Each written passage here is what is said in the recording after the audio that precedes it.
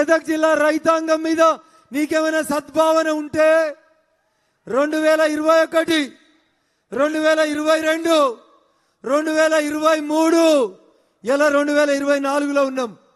ఈ 3 ఏళ్లకోలే కనీసం 3 రూపాయలు మెదక్ జిల్లాకి ఎందుకు ఖర్చు పెట్టలేదని అడుగుదామా వద్దా? అడగాలనా వద్దా? ఎవరిని అడగాలి? వెంకటరామరెడ్డిని అడగాలి, హరీష్ రావుని అడగాలి, కేసీఆర్ని అడగాలి. 3 రోజుల కింద కేసీఆర్ ఓ యొక్క టీవీ ఛానల్లో కూర్చొని ఓ మాట చెప్పిండు. ఏమన్నాడు? 0 లేదా 1 సీట్ వస్తుందో అని చెప్పిండు.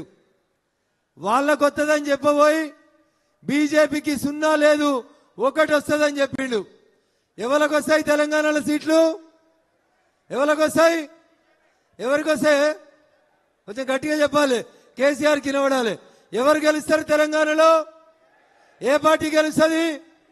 ఎవరు మన నాయకుడు? ఎవరు ఈ దేశ ప్రధాని? ఎవరు కావాలి ఈ దేశానికి ప్రధానమంత్రి?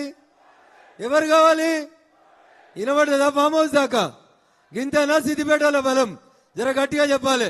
ఎవరు కావాలి మనకు ప్రధానమంత్రి? ఎవరు కావాలి? ఎవరు కావాలి? సిద్దిపేటకు రైలు ఎవరు ఇచ్చిర్రు? సిద్దిపేటకు రైలు ఇచ్చిన మోడీ బొమ్మను తన్నిన మూర్ఖుడెవడు? తన్నిన మూర్ఖుడెవడు? తిన్న పల్లెల్లో మలమూత్రం విసర్జన చేసిన మూర్ఖుడు ఎవడంటే ఎవడు? ఎవడు? సిద్దిపేట ఎమ్మెల్యే బీజేపీ అయినా కాదు, గజ్వేల్ ఎమ్మెల్యే బీజేపీ అయినా కాదు. ఎవరిచ్చిర్రు గజ్వేల్కి రైలు? ఎవరిచ్చిర్రు? సిద్దిపేటకు రైలు ఎవరిచ్చిర్రు?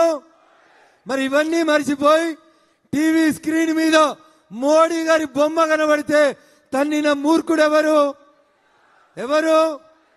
ఒకవేళ మీలాగా అధికారం ఉందని మేము తప్పు పని చేయాలనుకుంటే హరీష్ రావు ఒక్కరోజు కూడా నువ్వు ఈ ఊర్లో తిరగకపోతుంటివి.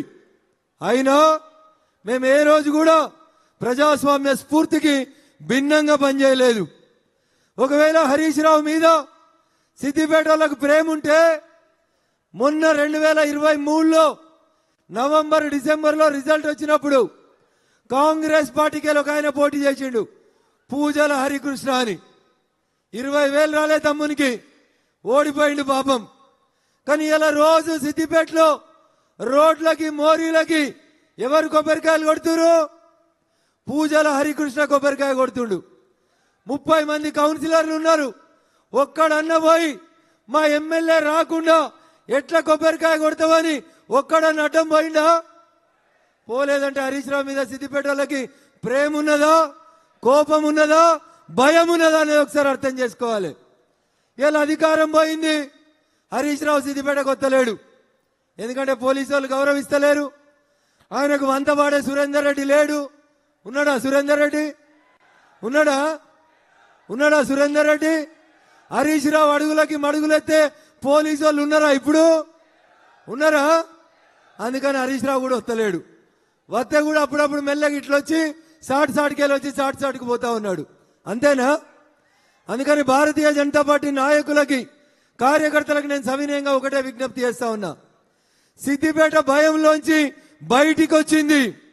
సిద్దిపేట ఇయ్యలో 40 ఏళ్లుగా 1985లో చంద్రశేఖరరావు గెలిచిన నాటి నుంచి ఇయ్యాల దాకా ఒకటే కుటుంబం సిద్దిపేటను దోసుకుంటే ఆ సిద్దిపేట ప్రజలు చంద్రశేఖరరావు గారి కుటుంబాన్ని, హరీష్ రావు గారిని వద్దనుకున్నారు. కాబట్టి ఇవాళ సిద్దిపేట గడ్డ మీద భారతీయ జనతా పార్టీ కోసం ఇంతమంది కార్యకర్తలు వచ్చి నినదించారు అనేది ఒక్కసారి మీరందరూ కూడా గుర్తుంచుకోవాలి. చాలా మాట్లాడుతూ ఉన్నాడు హరీష్ రావు. నేను ఇవాళ రేవంత్ రెడ్డి కూడా బాగా మాట్లాడుతూ ఉన్నాడు. గంట కింద కాంగ్రెస్ పార్టీ గాంధీ భవన్ ముంగట ఓ బోర్డు పెట్టుకొని కూర్చున్నాడు రేవంత్ రెడ్డి. ఆ బోర్డులో నయవంచన అని హెడ్డింగ్ పెట్టిండు. నయవంచన అనే పదానికి పర్యాయ పదం ఎవరంటే ఈ దేశంలో కాంగ్రెస్ పార్టీ తప్ప ఇంకొక పార్టీ కాదు. దేశానికి స్వతంత్రం వచ్చినప్పటి నుంచి ఈ దేశంలో మెజారిటీ ప్రజలని వంచింది ఎవరంటే కాంగ్రెస్ పార్టీ తప్ప ఇంకొకరు కాదు.